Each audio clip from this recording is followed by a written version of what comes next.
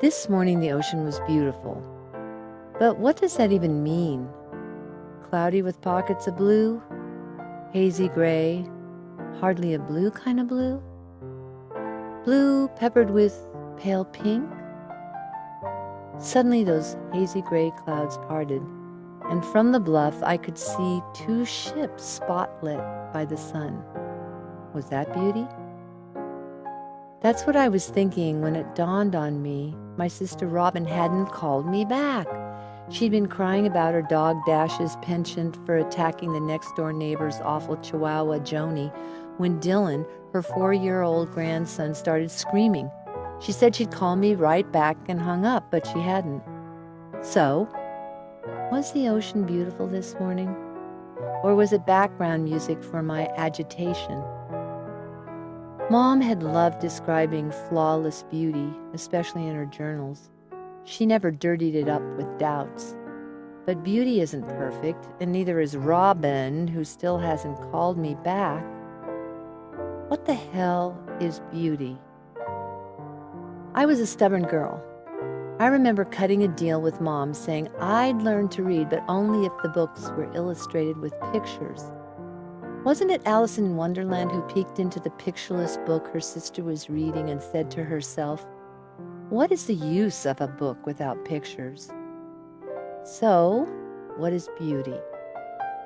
For me, it's a collection of images and objects and thoughts and feelings I've gathered over the course of my life. Dad would have numbered it. Mom wrote it down. Dexter listens to it.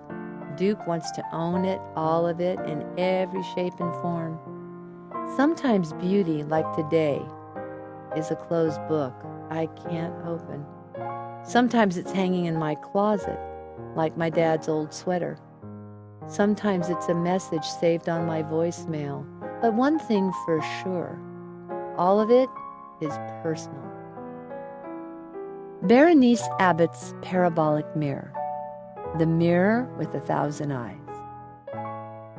There's a bird's eye view, a gleam in the eye, and a roving eye. There's a sight for sore eyes and a worm's eye view, too. Don't forget, all eyes are on you. That's a favorite. Or an eye for an eye, or don't bat an eye, or especially be in the eye of the storm. I love bedroom eyes, and I can't take my eyes off of you, but I don't want a black eye. I'd give anything to be eye candy and more than meets the eye. There's always the old standby, don't try to pull the wool over my eyes. As far as I'm concerned, I don't want to take the red eye, even if we're seeing eye to eye. If you want to, try to get some shut-eye. Then don't let the stars get in your eyes, because you're the apple of my eye. And never turn a blind eye without batting an eye, especially with your eyes wide open. In the end, there wasn't a dry eye in the house, because beauty is in the eye of the beholder. So what is beauty? I can answer that. It's in my eyes, the picture window I look through. It's eating Quinn's Parmesan and rosemary popcorn after walking Emmy. Sometimes it's hiding in plain sight, like the note I found on my bed. "Mom, I'm sorry I'm retarded," spelled R-E-T-A-R-T-E-D, and can't be good for a week, from Duke. Sometimes it's a glass of layer cake Cabernet with ice. It's the Statue of Liberty's right hand holding the torch, and the call from Jimmy, the man who's washed our car for the last 15 years, telling me he bowled 300. It was Mom and Dad kissing in the shower 3 weeks before he died. This fall, it was Morgan Freeman singing "That's Life" on the set of Life Itself. It was listening to Tom, the camera operator, tell me about the red barn he bought in upstate New York. It was the hairdresser Donna Marie's surprise wedding proposal from John, her partner of 12 years. It was Mikey, the makeup artist, whose wife took the big leap and jumped out of a plane at age 58. The thrill was so intoxicating, she forgot to open her parachute until it was almost too late. Crippled for the rest of her life. You know what she said? She said it was worth it. What is beauty? It was the recent healing humor, funny is money phone call from Woody. So, half-wit, the Golden Globes wanted to know where I could find someone stupid enough to come and pick up my Cecil B. DeMille Award, and all of a sudden it occurred to me, I don't know why, but your face in a beekeeper's hat came to mind. The next day, he followed up with this. I call you at 10 to 8 your time in the morning and you're not in? I don't understand. Where do you go at 10 to 8 in the morning? You're like a vampire. What is it with you?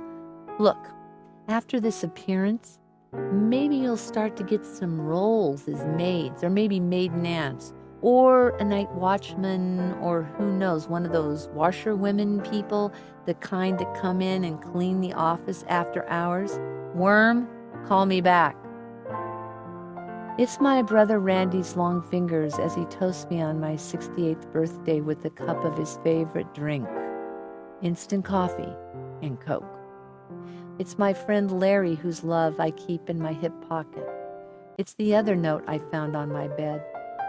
Mom, sorry, I want to be a better tennis player, so I left. Don't worry, I just want to play. I'm sorry you don't love me anymore, love Duke. It's a knock on the door I don't answer. It's the 2 candy hearts I pick up off the floor that say, be mine. These are the sum of beauty's parts. Diana Vreeland said she'd spent a lifetime looking for something she'd never seen. Yeah, that's not a bad pursuit. Like Diana Vreeland, I regret what I haven't seen, but I'm thankful for what I have, and I promise myself this. I will try harder to look for what I don't see when it's staring me right in the eye.